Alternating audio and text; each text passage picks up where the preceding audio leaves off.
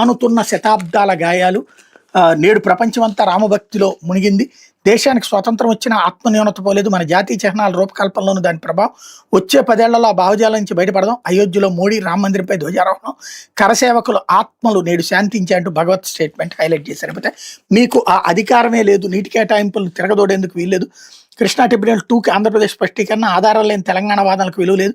ఏ project నీటి కేటాయింపును మార్చకూడదు, తొలగించి వాదనలు వింటామంటే కుదరదు. విభజన చట్టం సెక్షన్ 89లో పేర్కొన్న కేటాయింపులను మార్చేందుకు వీల్లేదు.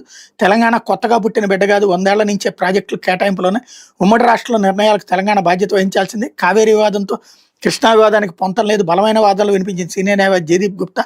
నేడు రేపు కొనసాగనున్న విచారణ అన్నటువంటిది హైలైట్ చేశారు. మొన్నే ఎవరు జగను ఓ ట్వీట్ చేసుకొచ్చాడు, కృష్ణా జలాలకు సంబంధించిన దాంట్లో మీరు చాలా పేలవంగా ఉన్నారు, ఏమాత్రం పట్టించుకోవటం లేదు అన్నటువంటిది. అందుకని ఇప్పుడు లేదు చాలా బాగా వాదనలు వినిపిస్తున్నారని జ్యోతి కవర్ చేసుకొచ్చింది అనమాట. నైలు